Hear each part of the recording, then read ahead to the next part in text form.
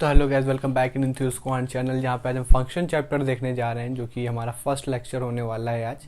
उसमें हम क्या देखेंगे, फंक्शन की कंडीशन देखेंगे। पहली चीज़ तो ये, दूसरी चीज़ ये देखेंगे फंक्शन, कोई भी फंक्शन होता कैसे, क्या क्या उसमें कंडीशन लगती, बेसिक सा लेंगे, इंट्रोडक्शन देखेंगे, फिर उसके बाद कैरी ऑन करते हैं पूरा लेक्चर को।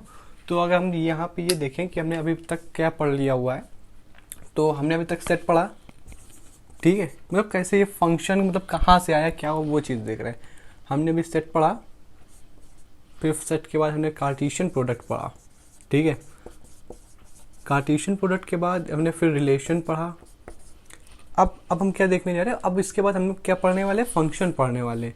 तो फंक्शन का कह सकते हो आपकी फंक्शन चैप्टर कैसे आए, जब रिलेशन में हमने कोई कंडीशन लग जाती है। ध्यान समझना, हमने सेट पढ़ा, कार्टेशियन प्रोडक्ट पढ़ा, उसके बाद फिर रिलेशन पढ़ा।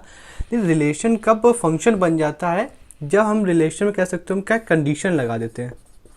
अब वो कंडीशन क्या क्या होंगी, समझ रहे हो आप, जो रिलेशन में कंडीशन लग जा रही है, यही 3-4 कंडीशन होती हैं जो रिलेशन को फंक्शन चैप्टर में बदल देती हैं। वो कंडीशन अभी हम देखेंगे, तो कह सकते हो आपकी फंक्शन का जो इंट्रोडक्शन पार्ट है वो अब शुरू होता है। चलिए देखते हैं उसको भी। अगर हम ध्यान से देखें कि देखो, फंक्शन वर्ड जो है ये हमारे पास लैटिन वर्ड से लिया गया है, जिसका मतलब होता है ऑपरेशन। यानी अगर दो अलजेब्रिक टर्म्स हैं, उसके बीच में क्या क्या कह सकते हो आप, क्या ऑपरेशन, मतलब कह सकते हो कि इंटरसेक्शन लेना है, यूनियन लेना है, कब उससे डोमेन निकलेगा, कब उसको प्लस माइनस करना है, क्या उस पर अंडर रूट लग जाए, यही चीज़ सॉल्व करना हमें सिखाता है कि ऑपरेशन है। तो अगर हम यहाँ से देखें, तो अगर हमने दो वो लिए, सेट लिए, ये कह सकते हो ये एक एरो डायग्राम है, और इसका एक फंक्शन का ही दूसरा मतलब होता है मैपिंग। क्या होता है, मैपिंग। मैपिंग कह सकते हो फंक्शन का एक सिनोनिम से। यहाँ पे अगर हमने एक सेट लिया हुआ है, ये ए है, ये बी है, ठीक है। यहाँ से फंक्शन कह सकते हो डिफाइंड है एफ सच दैट, फंक्शन यहाँ से ए टू बी। सच दैट का मतलब होता है इस प्रकार, ठीक है। यहाँ पे अगर हम सेट लिया, यहाँ पे A B C D E, और यहाँ पे लिया एफ, मतलब कुछ भी ले लेते हैं, 1 2 3 4 5, ठीक है। अब हम कंडीशन देख रहे हैं, रिलेशन में जो कंडीशन लग जाती है, तो रिलेशन चैप्टर बदल जाता है किससे, फंक्शन चैप्टर में। वो सब कंडीशन हम देख रहे हैं, ठीक है। पहली कंडीशन हम ये देखने जा रहे हैं, ये कंडीशन है, अगर पहली चीज तो ये कि जो ए सेट है, no elements left in set A. इसका क्या मतलब हुआ कि जितने भी कह सकते हो आप कि इस सेट में एलिमेंट हैं, ये कोई भी नहीं छूटने चाहिए। अगर छूट गए तो क्या होगा, वो फंक्शन नहीं कहलाएगा, ठीक है। तो कंडीशन ये है कि जितने भी एलिमेंट हैं सेट ए में, ये सब हमारे पास कह सकते हो कि इनका डिफाइन होने चाहिए, ठीक है। लेकिन अब कैसे नहीं छूटेंगे वो चीज़ देख लेते हैं। तो छूटने के लिए कि ये फंक्शन रिलेटेड होना चाहिए किससे, किसी एक बी के एलिमेंट के साथ, ठीक है। यहाँ पे हमने बी का कह सकते हो एरो इसमें लगा, सी का एरो हम इसमें लगा दे रहे हैं, और ई का एरो इसमें लगा, ठीक है। ये चीज ये बता रहा है कि ए का जो है रिलेशन किसके साथ है, यानी ए का फंक्शन किसके साथ वर्क कर रहा है, 1 के साथ। बी का फंक्शन किसके साथ वर्क कर रहा है, 2 के साथ। ई का किसके साथ कर रहा है, 5 के साथ, ठीक है। इसमें कोई भी एलिमेंट लेफ्ट नहीं हुए। तो ये कंडीशन ये बता रहा है कि अगर कोई भी एलिमेंट लेफ्ट नहीं होंगे तो वह फंक्शन कहलाएगा, ठीक है। और अगर कल को इस तरीके का हो जाता है, ये ई इसमें छूट गया, बी की अगर बी की बात है कि बी में भी तो एक छूट रहा है, तो वो कंडीशन नहीं हुई। बी में अगर छूटता है तो छूट जाए, तो उससे कोई मतलब नहीं। लेकिन एक वाले सेट में, जो ये लेफ्ट का सेट है, इसमें नहीं छूटना चाहिए। इसमें अगर छूट जाता है तो वो जो हमारे मैपिंग है, ये एरो डायग्राम है, मतलब मैपिंग ही तो हो रही है, ठीक है। तो अगर ए में कोई भी छूट जाता है तो वो हमारे पास फंक्शन नहीं कहलाता है, ठीक है। अच्छा ये चीज़ है, तो ये फंक्शन है क्या, नहीं है, ठीक है। और अगर ये देखें, ये हमारे पास फंक्शन नहीं हुआ, अगर ये इसका मैच कर दे तो ये फंक्शन हो गया। अब दूसरी कंडीशन देख रहे हैं, ये कह सकते हो क्या, 2 का 1 हो, 2 का 1 हो सकता है, ठीक है। 2 का 1 क्या हो सकता है, मतलब अगर हमने 2 एलिमेंट लिए, यहाँ पे ध्यान समझना, यहाँ से मैंने 2 एलिमेंट लिए, 2 हमारे पास एक से रिलेटेड है, तो ये क्या ये फंक्शन होगा। यहाँ पे अगर देखो तो दो एलिमेंट किसके, ए के है, और यहाँ पे किससे रिलेट कर रहे हैं, दो डी भी फोर्स रिलेट कर रहा है, ई भी फोर्स रिलेट कर रहा है। यहाँ पे इसका मतलब ये हो कि दो एलिमेंट एक के साथ रिलेटेड है, तो क्या ये फंक्शन होगा। हाँ ये फंक्शन होगा, लेकिन बी छूट गया, बी के मेरे कोई बात ही नहीं करी। अगर बी सेट में अगर कोई भी छूट जाता है तो उसका कोई मतलब नहीं। जो कंडीशन, जितनी भी कंडीशन है ये सब किसके लिए है, ए सेट के लिए।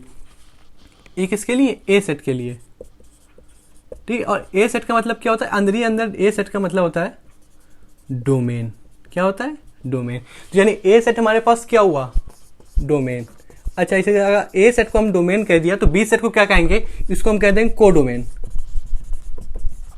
ठीक है, अभी मैंने रेंज की बात नहीं करी, वो बात की बात करेंगे। लेकिन दो कंडीशन लग जाती हैं। क्या कंडीशन लगे, पहले तो ए वाले सेट में यानी डोमेन में कोई सा भी एलिमेंट नहीं छूटना चाहिए, ठीक है। लेकिन फिर दूसरी में है कि यार अगर कल को कह रहे हो कि नहीं छूटना चाहिए, और अगर नहीं छूटा, यहाँ पे ध्यान से देखो, लेकिन वो किसी एक एलिमेंट के साथ, ये दोनों अगर एक एलिमेंट के साथ रिलेट कर जाते हैं, जैसे डी का 4 ई का 4, तो क्या ये कह सकते हो आप फंक्शन होगा। हाँ ये फंक्शन होगा। बी में चाहे बी में अगर एक छूटा दो छूटा उसका कोई मतलब नहीं, फंक्शन होगा। तो यहां से ये आया कि ये फंक्शन होने की कंडीशन है, यहां से ये होने की कंडीशन है, ठीक है। और क्या देख लेते हैं हम, ठीक है। अब अगर हम दूसरा एक सेट लेते हैं, यहाँ पास सेट ए, ये सेट बी है। ध्यान समझना, ध्यान से क्या समझना हुआ, जब इसका हम उल्टा कर देते हैं, मतलब क्या कंडीशन, फंक्शन होने के लिए कंडीशन क्या थी, कंडीशंस फॉर फंक्शन। ये फंक्शन को एफ डैश एक्स में हमने शॉर्ट फॉर्म में लिख दिया, फंक्शन लिखा, कंडीशन फॉर फंक्शन। यानी कंडीशन होने, मतलब फंक्शन होने के लिए क्या क्या कंडीशन चाहिए, वो ये लिखा है कि ए सेट, मतलब ये डोमेन के सेट में कोई भी एलिमेंट लेफ्ट नहीं होना चाहिए। और अगर लेफ्ट नहीं हुआ तो उसी में अगर हमने दूसरा चीज देख लिया कि अगर दो एलिमेंट फंक्शन के डोमेन के दो एलिमेंट अगर को डोमेन के एक एलिमेंट के साथ अगर रिलेट हो जाता है तब भी वो फंक्शन कहलाता है। यानी कि दो का एक, ये याद रखने का तरीका है, ठीक है। दूसरी चीज हम ये देख लेते हैं, कल को अगर किसी ने ये कह दिया, ठीक है, अभी कुछ भी दे रहा है, ठीक है, ये कह रहा है कि अगर कल को ये हो जाए कि एक का दो हो जाए इस तरीके का, और तो ये क्या फंक्शन होगा। यहाँ पे देखो दोनों तरीके, यहाँ पे कह सकते हो आप कि अंदर ही अंदर कहीं ना कहीं दोनों जो कंडीशन दी हुई इसी का अपोजिट फॉर्म यूज हो रहा है। पहले कंडीशन क्या, no elements left in set A, यानी एक भी एलिमेंट सेट ए में यानी डोमेन में लेफ्ट नहीं होना चाहिए, ठीक है। यहाँ पे देखो लेफ्ट हो गया, पहली कंडीशन से ये फंक्शन नहीं हुआ। दूसरी कंडीशन देखो क्या, दो का एक होना चाहिए, यहाँ पे जस्ट उसका अपोजिट, यहाँ पे एक का दो है। अगर एक का दो भी हो जा रहा है तब भी वो फंक्शन नहीं कहलाएगा, ठीक है। इन दोनों में से अगर कोई भी एक भी कंडीशन लग जाती है तब भी वो फंक्शन नहीं कहलाएगा, ठीक है।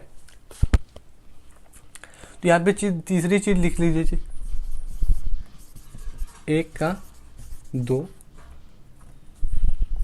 दो नहीं हो सकता, ठीक है। बात समझ में आ रही, अगर एक का दो हो गया तो वहां पर फंक्शन नहीं कहलाएगा। इसका मतलब ये हुआ फंक्शन आपका कह सकते हो होगा, इस यानी थर्ड कंडीशन में फंक्शन नहीं होगा। अगर इसी का अपोजिट हो जाएगा कि एलिमेंट्स लेफ्ट इन सेट ए, तब भी वो हमारे पास फंक्शन नहीं होगा, ठीक है। वो चार तरीके हैं, लिख दो। अच्छा यहाँ पे लिख दे रहे हैं चार, अगर एलिमेंट हमारे पास लेफ्ट इन डोमेन मतलब सेट ए, तो वो हमारे पास फंक्शन नहीं कहलाएगा, ठीक है। यानी फंक्शन नहीं, ये दो कंडीशन हुई फंक्शन होगा, ये दो कंडीशन हुई तो फंक्शन नहीं होगा। अब हम इसका एग्जांपल देखने जा रहे हैं, इसी के तीन चार, ये तो मैपिंग, इसको बोलते हैं एरो डायग्राम।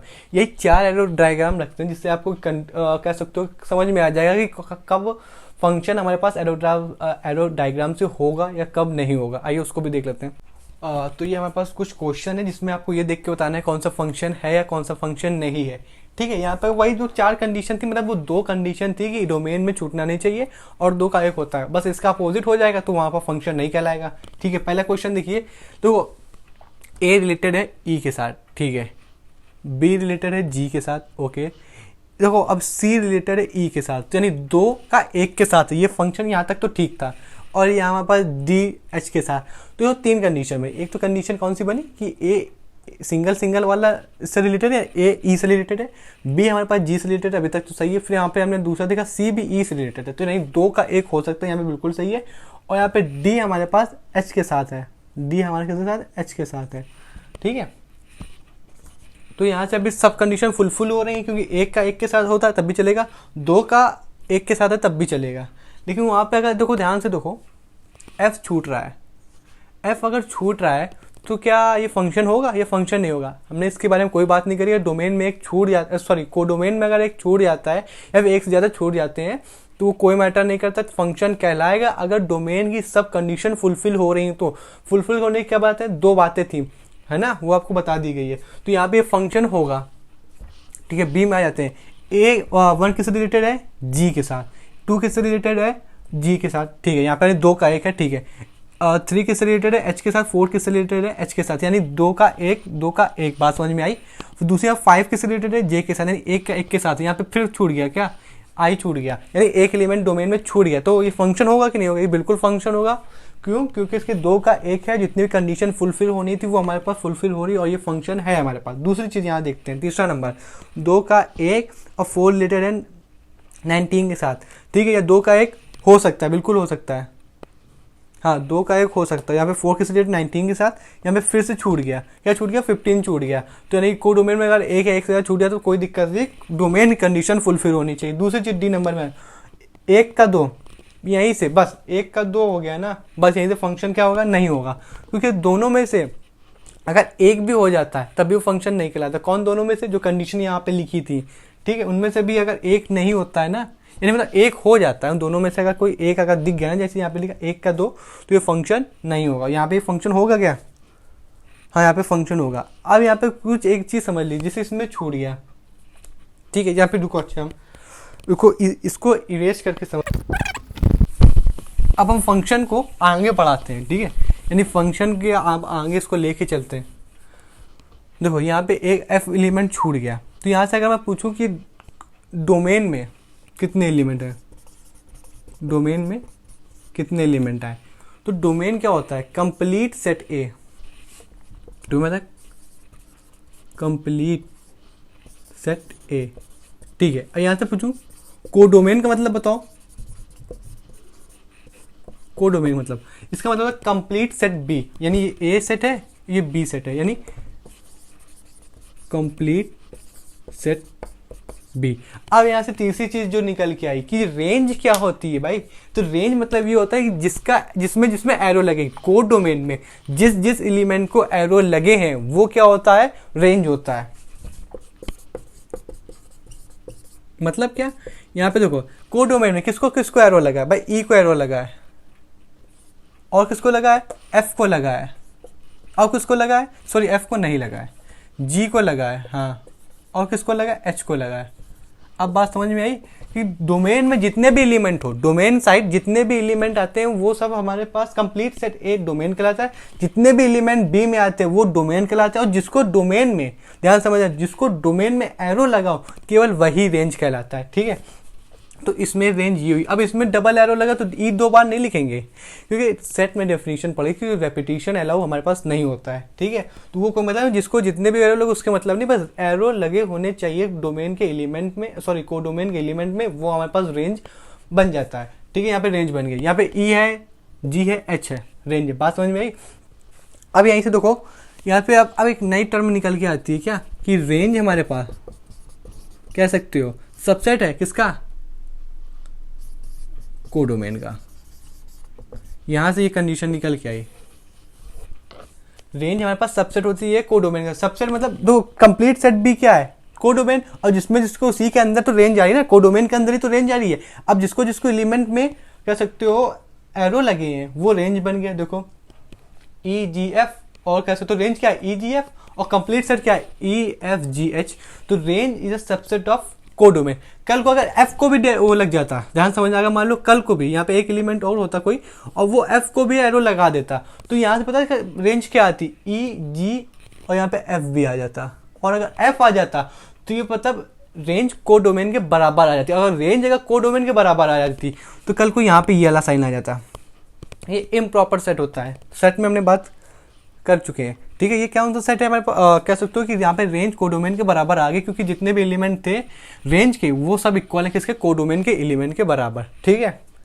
कोडोमेन समझ में आया, रेंज समझ में आई। अब हम कुछ और डीप समझ लेते हैं और क्या कंडीशन बन सकती है। अभी हमने मैपिंग कंडीशन में समझ लिया कि अगर डोमेन में भी एलिमेंट छूट जाएंगे सेट नहीं होगा। 2 का 1 हुआ, अगर 2 एलिमेंट अगर डोमेन का एरो लगता है जाके कोडोमेन के साथ के एक एलिमेंट के साथ, तो हमारे पास सेट कहला देगा। इन दोनों के अलावा कोई भी हुआ तो वो सेट नहीं कहलाएगा। अब डोमेन को क्या कहते हैं और भी अलग नाम से, इमेज क्या होती है ना, वो सब सारी चीज़ अब देख लेते हैं। और भी उसके डेप्थ में जाके हमारे पास दो सेट लिए हमने, जिसको भी हम समझ गए क्या, उसको अब हम आज से बोलेंगे डोमेन, ठीक है। और ये हमारे पास आ गई हमारे पास कोडोमेन।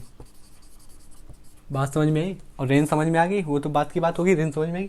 अब ये क्या लिखा, फंक्शन ये बता रहा है कि जो सेट हमारे पास ए है ये हमारे पास रिलेटेड है फंक्शन से, मतलब ये हमारे पास ए रिलेटेड टू बी है। तो ए हमारे पास क्या होती है, हमेशा याद रखना, ये हमारे पास डोमेन है और ये हमारे पास कोडोमेन होती है। यहाँ पे कल को फंक्शन में जब फंक्शन की जब क्वेश्चन करेंगे तो उसके शुरुआत में लिखा रहेगा F such that A tends to be, ठीक है। और ये हमारे पास हमेशा ए जो है ये डोमेन के एलिमेंट से होगा यहाँ से, और जो बी है ये हमेशा कोडोमेन के एलिमेंट्स होंगे, ठीक है। और क्या चीज़ समझनी थी, ये समझनी थी कि मान लो यहाँ पे एलिमेंट्स ले लेते हैं, ठीक है। अब यहाँ से हम समझे कि इस ए का एरो लगा हमारे पास जाके बी को, 2 का लगा सी से, फिर कह सकते हो आप कि 3 को लगा डी से। अब 2 का एक हो सकता है फंक्शन अभी भी है और यहाँ पे लगा इसको, तो यहाँ पे रेंज कौन कौन सी हो गई, जिसको जिसको एरो लगा, तो ये हमारे पास क्या हो गया, रेंज हो गए। और ये क्या, ए छूट गया। अगर कोडोमेन में अगर कोई जितने भी एलिमेंट छूट जाते हैं, यानी कह सकते हो एरो लगने के बाद जितने भी एलिमेंट छूट जाते हैं किसके, कोडोमेन में, तो ये हमारे पास इनटू कहलाते हैं। क्या, इनटू, ये हमारे पास इनटू फंक्शन कहलाते हैं। इनटू फंक्शन क्या होता है, ये इसमें इनटू फंक्शन कौन है, जो छूट गया, कौन छूटा है, ए छूटा है, तो ए हमारे पास क्या है, इनटू फंक्शन है, ठीक है। Into function onto function, वो जो फंक्शन अभी हम पढ़ेंगे आगे वही है। अगर कोई कल को कोई डोमेन में अगर कोई छूट जाता है, जितने भी एलिमेंट छूट जाते हैं वो सब क्या कहलाते हैं, इनटू फंक्शन कहलाते हैं, ठीक है। अब अगर डोमेन को अगर दूसरे नाम से देखें तो डोमेन को हम बोलते हैं इमेज। क्या बोलते हैं, इमेज।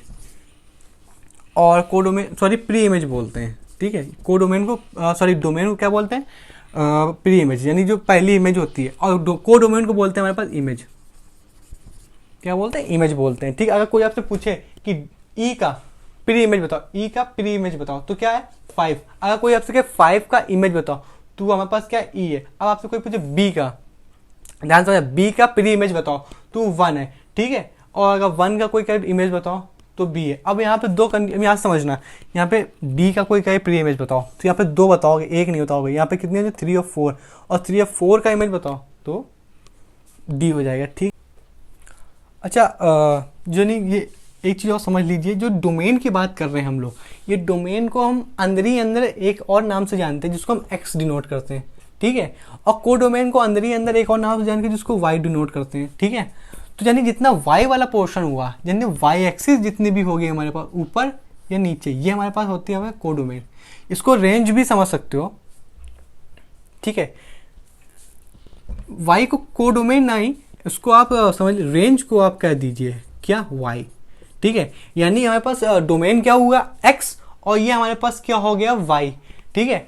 यानी जितना भी ऊपर जाएगा और जितना नीचे जाएगा, ये मतलब हमारे पास रेंज हो गया, और रेंज हमारे पास क्या है, वाई। और जितना भी एक्स एक्सिस में जाएगा वो हमारे पास हो गया डोमेन, ठीक है। क्योंकि ये बताने, क्योंकि कल को अगर साइन कॉस या कह सकते हो इनवर्स आईटीएफ में भी साइन के डोमेन निकालना पूछना, डोमेन निकाल, तो उसमें जो ग्राफ बनते हैं ना, वो एक्स एक्सिस में समझ सकते हो कि एक्स एक्सिस में प्लॉट करने के बाद समझना पड़ता है कि एक्स एक्सिस में जो भी वैल्यू आ गई। अब तुम्हें यही नहीं पता कि एक्स एक्सिस में का मतलब ही कहीं ना कहीं अंदर मन की आंखों से देखो तो एक्स एक्सिस का मतलब होता है डोमेन, और वाई एक्सिस का मतलब होता है हमारे पास रेंज। जब तक यही नहीं पता चलेगा तो हम फंक्शन के जो कह सकते हो ग्राफ जो बनेंगे ट्रिग्नोमेट्री के या एक्सपोनेंशियल के किसी के भी, वो तो हम वैल्यू ही नहीं निकाल पाएंगे ना। तो ये समझ लीजिए, डोमेन मतलब एक्स एक्सिस और रेंज मतलब वाई एक्सिस, ये उसके दूसरे नाम हो गए। रेंज मतलब ये भी कह सकते हो इमेज, और इमेज तो मतलब रेंज का ही नाम हो गया ना, क्योंकि जिसको एरो लगेगा वही तो बनेगी जाके हमारे पास इमेज, ठीक है। और अगर इसको समझ ली तो ये हमारे पास कल को क्वेश्चन में ये भर भर के आपको देगा, सच दैट का मतलब इस प्रकार से, और ए टेंस टू बी, ये हमारे पास जितना भी ए हो ये होगा, ये हमारे डोमेन का पार्ट होगा। और ये हमारे पास किसका, रेंज का, नहीं, ये हमारे पास पार्ट होगा डोमेन का, सॉरी कोडोमेन का, ठीक है। तो इसके बाद कोई भी कंडीशन लगा देगा, इसका मतलब कि ए हमारे पास रिलेटेड है किससे, बी से, यानी ए में कोई कंडीशन ऐसी लग रही होगी जो बी के एलिमेंट से मैच कर रही है, बी के एलिमेंट को एरो लग रहा होगा, ठीक है। और हमने ये क्या पढ़ा, हमने ये भी पढ़ा तो कि ए रिलेटेड टू बी, इसका मतलब ये हो कि ए हमारे ए का कोई ना कोई रिलेशन है किसके साथ, बी के साथ, ठीक है। ये भी चीज़ पढ़ ली हमने। चलिए आगे और भी मूव कर लेते, समझते हैं।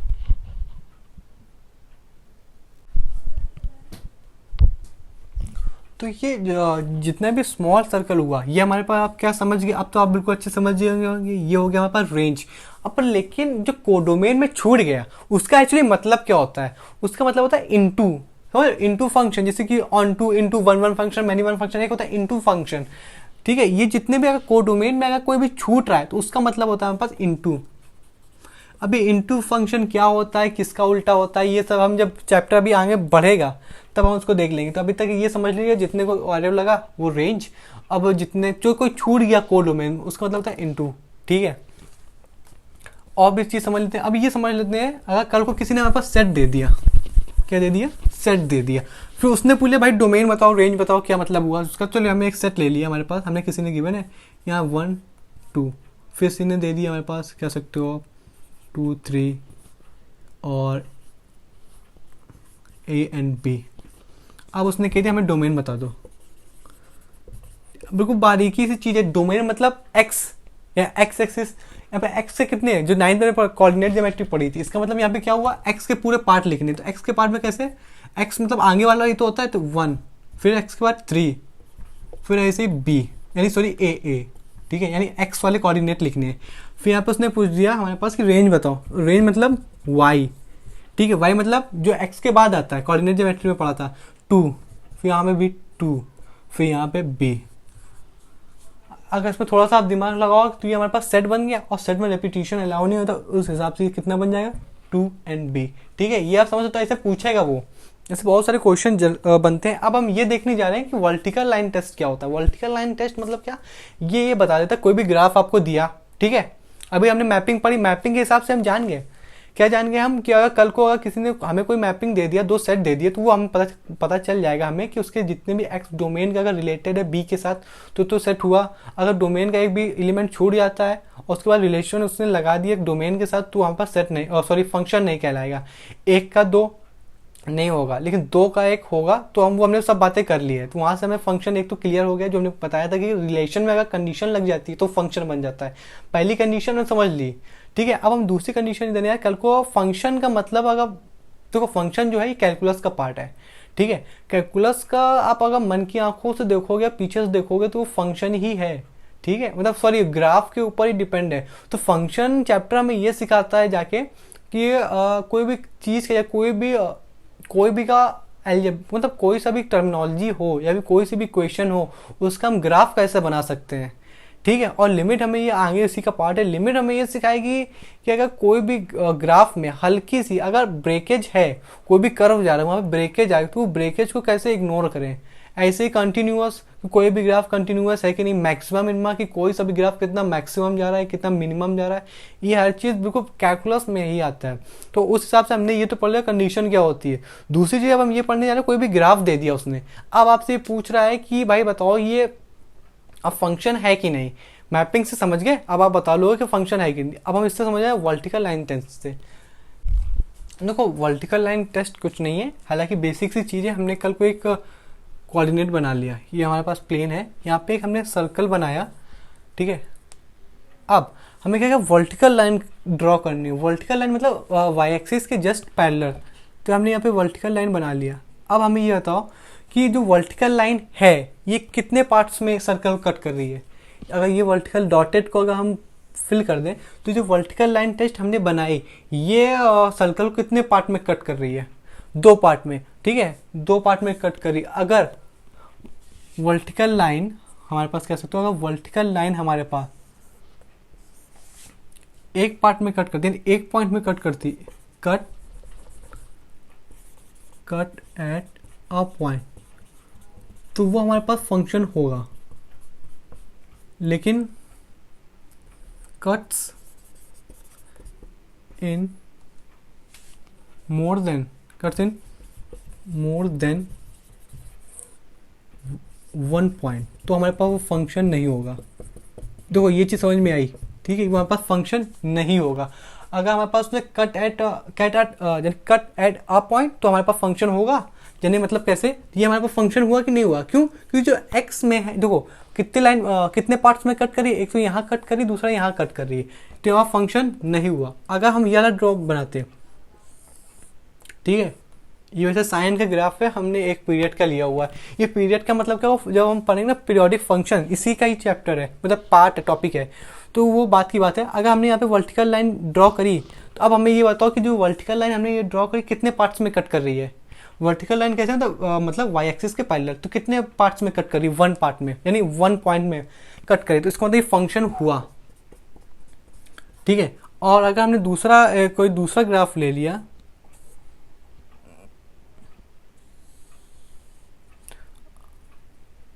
हाँ हमने चलो इतना ही ग्राफ ले लिया, अब हमने वर्टिकल लाइन ड्रॉ करी, कितने पार्ट्स में कट कर रही है, एक पार्ट में कट कर रही है, तो ये भी फंक्शन हुआ, फंक्शन हमारे पास हुआ।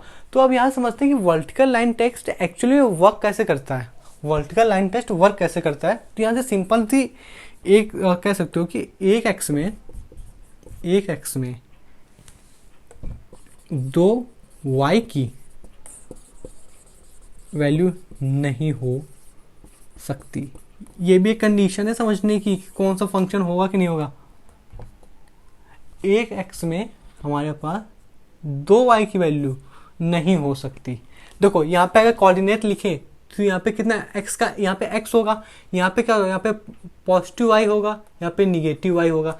एक एक्स में ये तो है तो एक ही एक्स ना, देखो अगर वर्टिकल लाइन तो एक पॉइंट में ये भी एक्स को कट कर रही है और यहाँ पे वाई को कट कर रही है, यहाँ पे भी वाई कट रही है, तो इसका ये मतलब हुआ कि एक एक्स में दो वाई की वैल्यू नहीं हो सकती। यहाँ पे पॉजिटिव का वाई या निगेटिव का वाई, यहाँ पे देखो यहाँ पे एक्स है, ठीक है, यहाँ पे एक्स एक्सिस होगा, कोई भी पार्ट होगा एक्स एक्सिस में एक्स का, यहाँ पे निगेटिव वाई होगा। एक एक्स में एक वाई आ रहा है, वो भले निगेटिव आ रहा है, उससे हमें कोई मतलब नहीं, हमें तो ये समझना है कि एक एक्स में एक वाई आ रहा है, तो ये फंक्शन होगा। इस तरीके से कह सकते हो वर्टिकल लाइन टेस्ट हमारे पास वर्क करता है। ये भी एक लाइन है, अगर कल को तुम्हारे पास कोई भी इक्वेशन गिवन हो, कोई पॉलिनोमियल इक्वेशन गिवन हो, फिर वो तुमसे पूछ रहा है कि ये फंक्शन होगा कि नहीं, अगर वहाँ पे एक एक्स में एक कोई भी एक्स की वैल्यू रखी उसमें, जैसे कि कोई भी गिवन है, अब नहीं गिवन होते फिर हम टेबल बनाते तो फिर एक्स की वैल्यू पुट करते, वाई की वैल्यू आती है। अब वो एक एक्स मान लो तुमने टू पुट किया, एक्स का टू पुट किया, और वहाँ से पता चला कि वाई की हमें दो वैल्यू मिल रही, एक पॉजिटिव का 4 एक निगेटिव का 4, तो है तो एक ही एक्स ना, है तो टू पुट किया आपने, वहाँ पे दो वैल्यू मिल रही है, निगेटिव एंड पॉजिटिव, तो वो फंक्शन नहीं होगा, ठीक है। ये लाइन याद रखिएगा, जरूरी है कि एक एक्स में दो वाई नहीं मिल सकते। अगर एक एक्स है और ए वाई मिल रहा है, एक वाई मिल रहा है, तो हमारे पास फंक्शन होगा। इसी तरीके से कह सकते हो वर्टिकल लाइन टेस्ट का मतलब होता है, ठीक है। अब हम और भी चीज़ समझ लेते हैं, क्या समझ लेते हैं, आइए उसको भी देख लेते हैं। ये कह सकते हो आप कि एक नाम अभी और हमने देखो, हमने अभी तक ये समझ लिया कि फंक्शन कब होगा कब फंक्शन नहीं होगा, अलग अलग जगह पे अलग अलग कंडीशन फुलफिल होती है, ठीक है। अब एक कंडीशन ये आई कि फंक्शन जो है हमारे पास,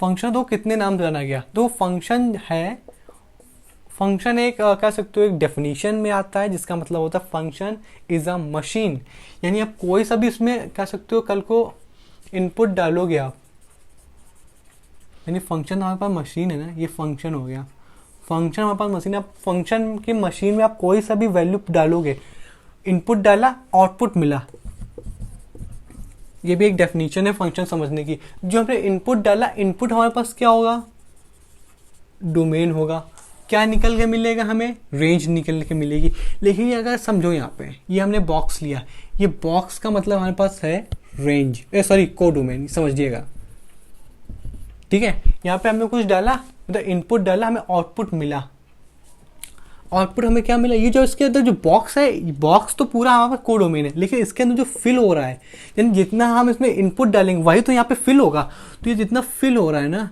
ये हमारे पास है रेंज, और ये रेंज ही हमारे पास क्या कहलाता है, आउटपुट। ये सब डेफिनेशन है, यानी कह सकते हो सिनोनिम्स है। तो डोमेन को हमने कितने बॉक्स में जाना, डोमेन मतलब प्री इमेज, डोमेन मतलब इनपुट, डोमेन मतलब एक्स एक्सिस, और मैं वहीं पे रेंज देखा, रेंज मतलब वाई एक्सिस, यानी वाई एक्सिस, ठीक है। दूसरा हमें जाना इमेज, अब हम जा रहे हैं आउटपुट, जो आउटपुट मिलता है कल को। देखो क्या हो सकता है कि ये जो हमारे पास रेंज है ये बॉक्स से आधी होगी, ठीक है। यहाँ पे बॉक्स मान लो अगर 10 लीटर, तो रेंज हमारे पास मान लो 5 लीटर आ गई, तो ये हो गया हमारे पास रेंज, कह सकते हो सबसेट हो गया।